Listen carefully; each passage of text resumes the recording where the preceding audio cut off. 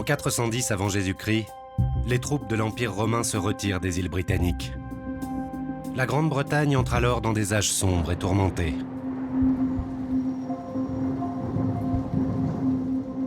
Pendant 500 ans, le pays est divisé en plusieurs petits royaumes indépendants les uns des autres. Anglo-saxons, irlandais, écossais, gallois et vikings se partagent le territoire.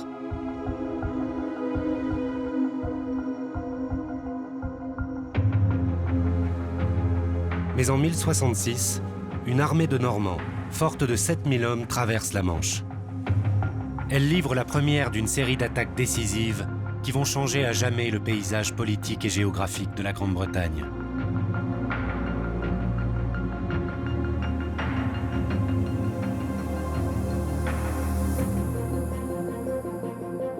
En s'emparant des îles britanniques, les Normands y construisent des châteaux, des abbayes et fondent de nouvelles villes.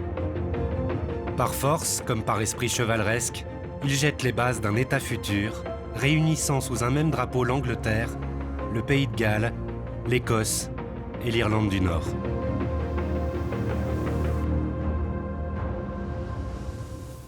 Clear prop.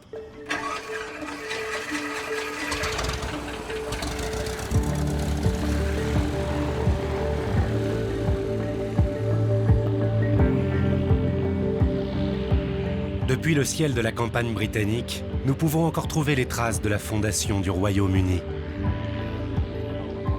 Aujourd'hui, l'écrivain et historienne écossaise Tessa Dunlop nous emmène les découvrir.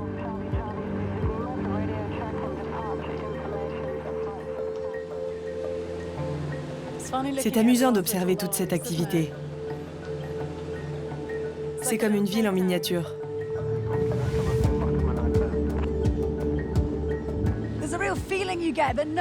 On imagine bien qu'aucun marin ne pourrait manquer cette ligne de craie blanche qui sort de la mer. C'est intéressant parce qu'il y a un véritable divorce géologique avec la France. Les falaises blanches de Douvres reflètent comme un miroir celles de Normandie. Nous avons assez de temps pour traverser la Manche? Pas sûr que ce soit une bonne idée avec le Brexit. Nous avons déjà construit les barricades, n'est-ce pas? C'est intéressant, car il y a toujours eu une mentalité d'assiéger dans le sud-est de l'Angleterre, surtout à Douvres, où les Anglais ont échoué à repousser les Normands, il y a près d'un millénaire. À la moitié du XIe siècle, le roi d'Angleterre Édouard le Confesseur a consolidé son pouvoir dans le pays et annexé une grande partie du Pays de Galles. Sans héritier, Édouard promet la couronne d'Angleterre à l'ambitieux duc Guillaume II de Normandie. Mais sur son lit de mort, Édouard brise sa promesse et confie sa couronne à son puissant gendre, Harold Godwinson. Furieux de la tournure prise par les événements, le 28 septembre 1066, Guillaume II, à la tête d'une flotte de plus de 700 navires transportant archers, fantassins, cavalerie, mais aussi des pièces de bois préassemblées pour construire des forts, débarque sur les plages du sud de l'Angleterre avant de se diriger vers le petit village d'Hastings. Ce site a connu quelques-unes des batailles les plus importantes, ou tout au moins des plus connues de l'histoire de l'Angleterre. Dès leur arrivée à Hastings, Guillaume II et ses troupes assemblent rapidement un premier château en bois, d'où il lance ses attaques sur la région. Le roi Harold est en travers de sa route. Il arrive du nord de l'Angleterre où il a dû repousser une invasion viking.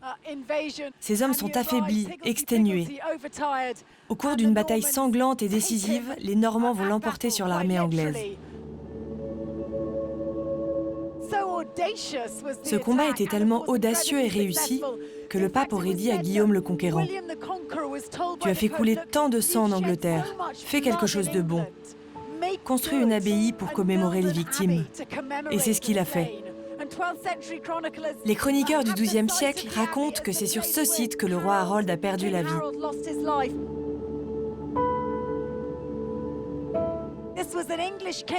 Il faut se rendre compte que c'est un roi anglais qui a été tué par un simple duc français. Ensuite, Guillaume le Conquérant va fondre du sud-est du pays jusqu'à Londres, où il va être couronné. Le jour de Noël 1066, dans l'abbaye de Westminster, Guillaume le Conquérant scelle sa victoire et s'assoit en tant que premier roi normand sur le trône du royaume d'Angleterre. Pour marquer Londres du sceau de son autorité et consolider son pouvoir face à des Londoniens hostiles, Guillaume ordonne la construction immédiate de 3 forteresses autour de la ville. L'une d'elles servira de résidence royale, la Tour de Londres.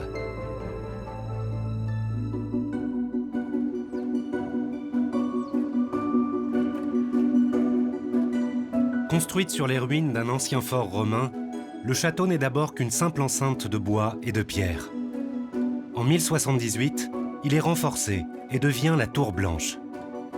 L'ajout de petites tours et de remparts transforme l'enceinte en une forteresse, puis une prison, jusqu'à devenir la Tour de Londres. Éclipsée aujourd'hui par les hautes tours du Londres moderne, elle est considérée comme le plus vieux palais d'Europe. Elle est toujours protégée par les mêmes gardes qui, à l'époque, testaient la nourriture des rois normands, les Yeoman Warders.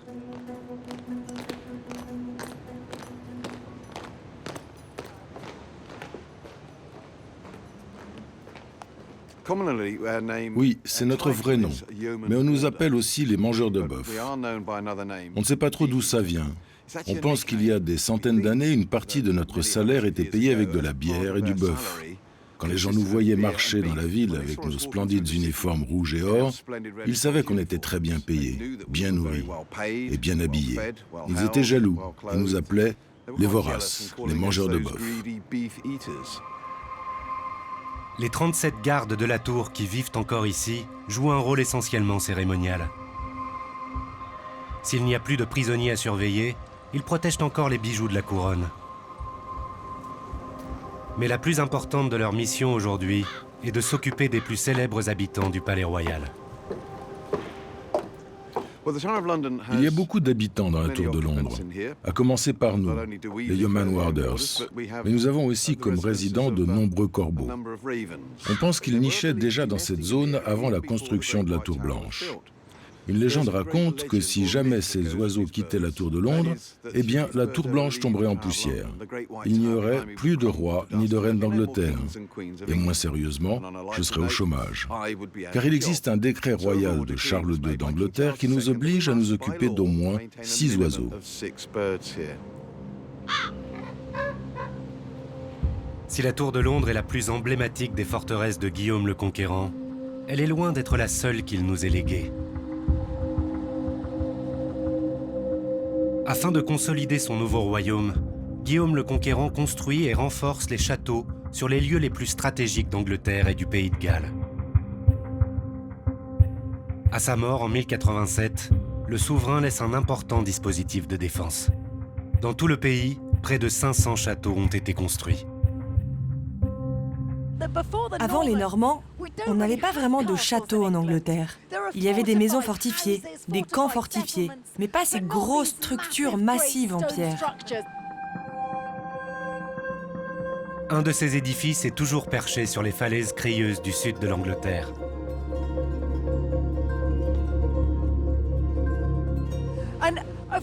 Bien sûr, du point de vue de son emplacement, ce n'est pas très original. Vous avez, encore aujourd'hui, le site d'une des plus grandes constructions romaines de la Grande-Bretagne, un phare romain. C'était un endroit évident pour édifier un château. Du genre, attrape-moi si tu peux.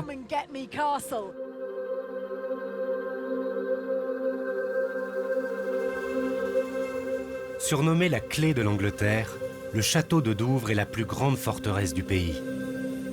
D'abord construit en bois et en terre, il est remodelé en 1180 par Henri II, qui dépensa une fortune pour lui donner son apparence actuelle.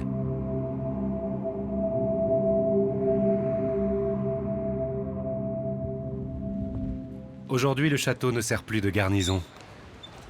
Le lieutenant Keith Ashley Thomas nous fait partager son histoire.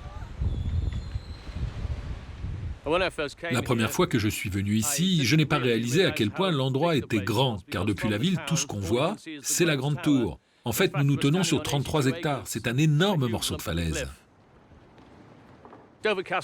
Le château de Douvres fut d'abord un fort à l'âge de fer, à l'endroit même où nous nous trouvons. C'était une colline artificielle en terre sur laquelle on a édifié un château. C'est ce qu'on appelle une motte castrale. En fait, la partie habitable était au sommet et en bas, il y avait une palissade, qui elle-même était entourée d'un fossé. Douvres est ce qu'on appelle un château concentrique. La grande tour est au centre et 2 murs entourent le château et ça le rend virtuellement imprenable. Bien plus robuste que toutes les forteresses construites auparavant, le château de Douvres a joué un rôle crucial dans la défense du royaume, depuis la conquête normande jusqu'à la Première Guerre mondiale. Nous voici sur le toit de la grande tour. En fait, à l'origine, lors de sa construction en 1188, la tour était constituée de 2 toits en bois recouverts de plomb. Cependant, cette installation fut radicalement modifiée en 1796, en prévision de l'invasion par les troupes de Napoléon Bonaparte. Les toits en bois furent démolis et remplacés par cette toiture en briques. À cette époque, la tour était utilisée comme entrepôt de poudre à canon et devait donc supporter le poids d'un grand canon en fonte. En regardant dans cette direction, vous verrez que les arbres surplombent la route de Londres. Toutes ces années, le château est resté imprenable. D'autres châteaux, comme celui de Douvres, sont édifiés. Ils offrent une protection imparable contre les envahisseurs et permettent aux Normands de continuer leur conquête des îles britanniques. Durant le XIIe siècle, ils assoient leur pouvoir sur l'Angleterre et le pays de Galles. S'ils ne viennent pas à bout des fougueux clans écossais au nord du pays, les Normands étendent leur contrôle sur l'Irlande, tout en régnant sur la Normandie et l'ouest de la France.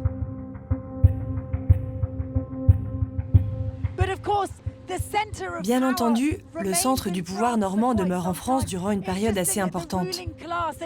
C'est intéressant de constater que la classe dominante anglaise s'est mise à parler français assez rapidement. Dans tous les domaines, les Normands ont marqué le territoire. Architecturalement, ils remanient et révolutionnent totalement les paysages anglais et gallois. Vous avez aussi l'avènement d'un tout nouveau paysage politique et économique.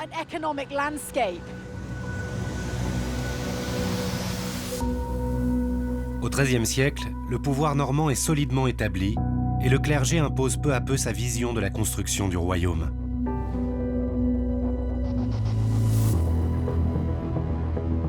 Les traces de cette influence sur le paysage de l'Angleterre médiévale se retrouvent encore aujourd'hui, à 125 km au sud-ouest de Londres, dans la ville de Salisbury, avec sa remarquable cathédrale.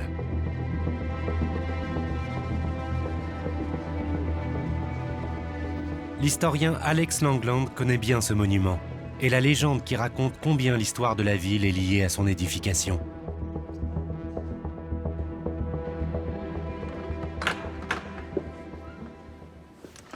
Regardez-moi ça. C'est l'endroit parfait pour raconter l'histoire de la construction de cette ville anglaise. Nous sommes ici à Salisbury, mais ce qu'on peut voir depuis la cathédrale, c'est les vestiges d'Old Sarum là-bas, à l'horizon. Et à cette époque, tout ne marche pas toujours comme il le faudrait dans cette ville. Et ce pour de nombreuses raisons. C'est une colline aride, il y a très peu d'accès à l'eau, c'est très venteux, et les choses ne semblent pas aller dans le sens de l'église. À Old Sarum, comme dans de nombreuses villes normandes, un château et une cathédrale ont été construits au sommet d'une colline afin de s'assurer un avantage militaire. Mais en 1220, un homme d'église, Richard Poor, a d'autres ambitions pour l'avenir de ses fidèles. Ils veulent déménager, s'établir ailleurs, et ils regardent en bas dans la vallée et voient, selon leurs propres mots, ce pâturage verdoyant et luxuriant appelé Merrifield. La légende dit que l'évêque a tiré une flèche dans la direction où il voulait construire sa nouvelle cathédrale. La flèche frappa un cerf et l'animal tomba et mourut. C'est à cet endroit que Richard Poor fit ériger sa cathédrale. Grâce aux dons généreux du clergé du sud-est de l'Angleterre, l'imposant chœur de la cathédrale est achevé en l'espace de 8 ans. Sa situation géographique est favorable et une ville se développe autour. Ils ont probablement aussi en tête que c'est un endroit qui est vraiment avantageux pour le commerce. Ici, vous accédez facilement à l'eau. Et bien sûr, l'eau était essentielle aussi bien pour les habitants que pour les industries médiévales. Moudre, tanner, fabriquer le pain demandent une grande quantité d'eau. Ils profitent de l'eau de l'Avon afin de nettoyer les rues, car la propreté est proche de la piété. Alors que l'évêque et son clergé règnent en maître sur la petite ville et posent les dernières pierres de leur cathédrale, le jeune roi Édouard Ier, dit Édouard le Sec, doit faire face à une menace grandissante dans l'ouest du royaume, la rébellion galloise.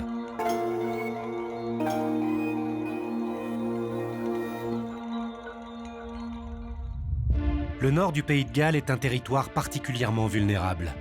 Certains châteaux situés à l'ouest de Chester sont soumis aux assauts répétés des Gallois.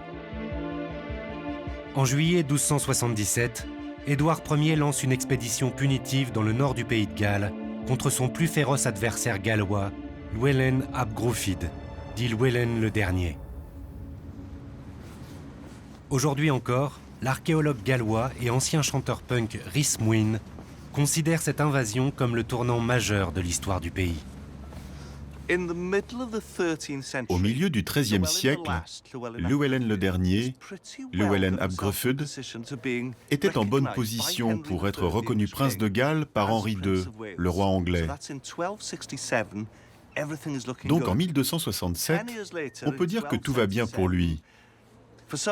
Mais 10 ans plus tard, en 1277, pour diverses raisons, il attaque Édouard Ier, qui est probablement le plus puissant roi anglais par ses compétences militaires. Il est donc le roi avec qui il ne vaut mieux pas engager le combat. Les Gallois perdent tout. Llewellyn est tué en décembre 1282. C'est une date cruciale dans l'histoire galloise. Si vous demandez aux Gallois de citer une date comparable à 1066, ce serait 1282. C'est la mort du dernier prince de Galles libre. Et en un sens, c'est la fin de l'indépendance galloise telle que nous la connaissons. Une fois Llewellyn disparu, Édouard Ier peut désormais contrôler tout le territoire gallois, comme jamais aucun roi anglais n'avait pu le faire. Pour affirmer sa suzeraineté, Édouard, comme avant lui Guillaume le Conquérant, construit de grands châteaux. Édouard Ier a certainement réalisé que Snowdonia était le cœur de la résistance galloise. Et il construit Harlech, Caernarfon, Conwy et ensuite Beaumaris. C'est presque comme un cercle d'acier autour des montagnes. Et c'est très difficile, si vous comprenez que les forces galloises mènent une vraie guérilla, très difficile de gagner ce genre de guerre. Alors Édouard Ier cherche à les contenir.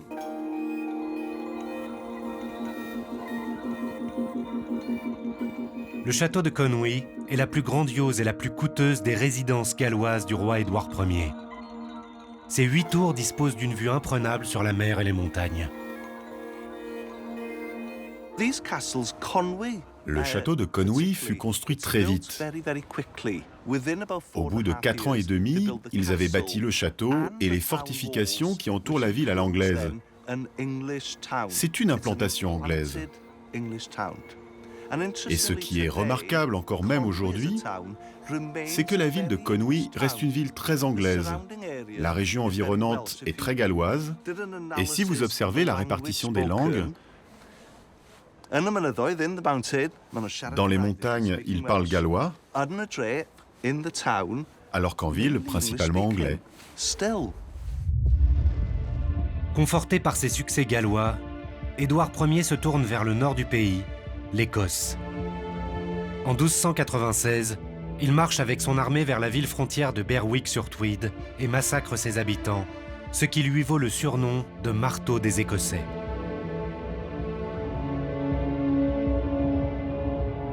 Deux ans plus tard, Édouard Ier vient à bout du dernier grand héros de la résistance écossaise, le chevalier William Wallace, dit Braveheart.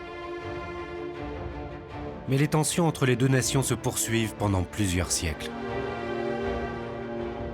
Au XIVe siècle, le paysage écossais est parsemé de châteaux. La plus emblématique de ces forteresses est encore aujourd'hui juchée au sommet d'un volcan éteint. C'est le château d'Édimbourg. Édifiée en 1357 pour réaffirmer l'indépendance de l'Écosse face à l'Angleterre, cette spectaculaire forteresse a servi d'arsenal et d'usine d'armement durant tout le XVe siècle.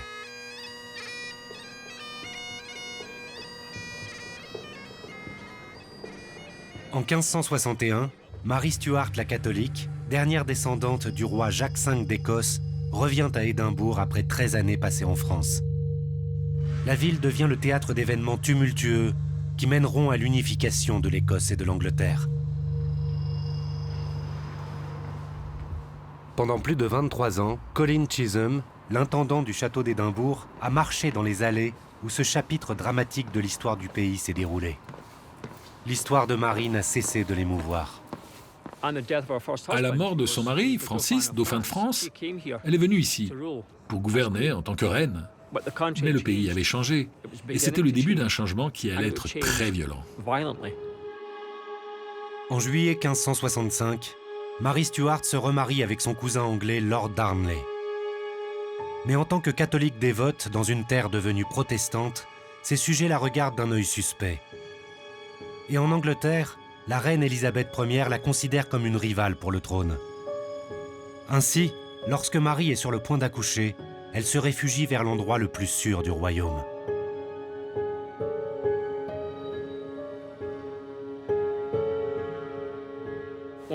Marie, reine d'Écosse, a accouché ici, dans le château, et cela a été fait surtout pour la protéger.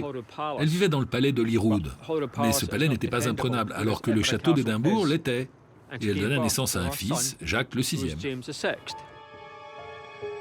Un an après la naissance de Jacques VI, Marie Stuart la catholique est accusée d'avoir organisé la mort de son nouveau mari. En juillet 1567, les nobles écossais la forcent à abdiquer et placent son fils sur le trône d'Écosse. Le 8 février 1587, Marie Stuart est décapitée pour avoir comploté contre sa cousine, la reine Élisabeth Ier. Mais 16 ans plus tard, à la mort d'Élisabeth, Marie Stuart obtient sa revanche posthume. Son fils est couronné. Jacques Ier devient souverain d'Écosse et d'Angleterre. À la mort d'Élisabeth, il plie bagages et emmène sa famille avec lui. Il a promis de revenir le plus vite possible, mais finalement, il n'est jamais revenu.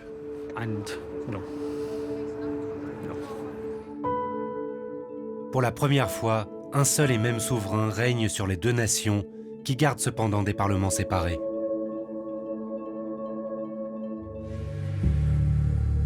Pendant 40 ans, le château d'Édimbourg reste inoccupé, et la paix règne sur le royaume. Mais en 1642, quand le fils de Jacques Ier, Charles Ier, entre en conflit avec le Parlement, une guerre civile éclate. Les sièges et les bombardements répétés vont infliger de sévères dommages aux châteaux d'Angleterre et d'Écosse. 9 ans plus tard, le conflit s'achève. Et pour la première fois, un leader parlementaire, Oliver Cromwell, prend la tête du royaume. Un château va désormais dominer tous les autres. C'est le palais de Westminster à Londres. Charles Ier a perdu la bataille et on lui coupe la tête. Nous n'avons donc pas de roi pour unir l'Écosse et l'Angleterre. Oliver Cromwell se précipite alors en Écosse et il donne aux Écossais un vrai coup de massue, une raclée à la bataille de Dunbar. Et ils sont donc forcés de reconnaître ce lord protecteur, Oliver Cromwell.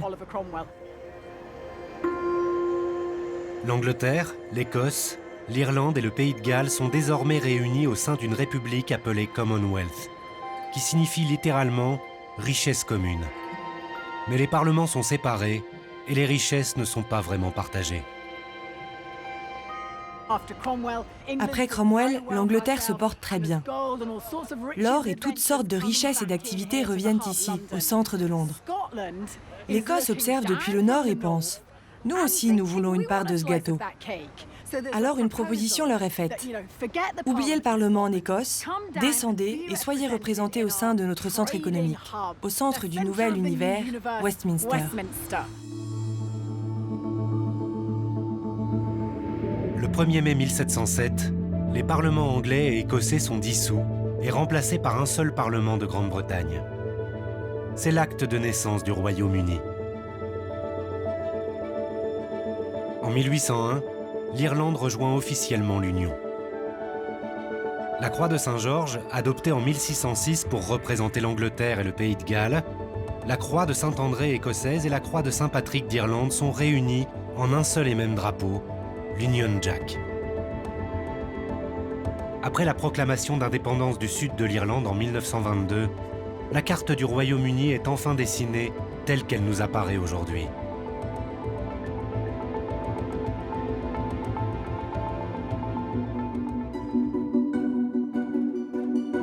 Les châteaux britanniques, longtemps sièges du pouvoir politique, sont devenus des témoins du passé. Ils nous rappellent les combats séculaires menés par les hommes pour faire de ces îles une seule nation et pour construire les fondations d'une paix durable au sein de ces verts pâturages.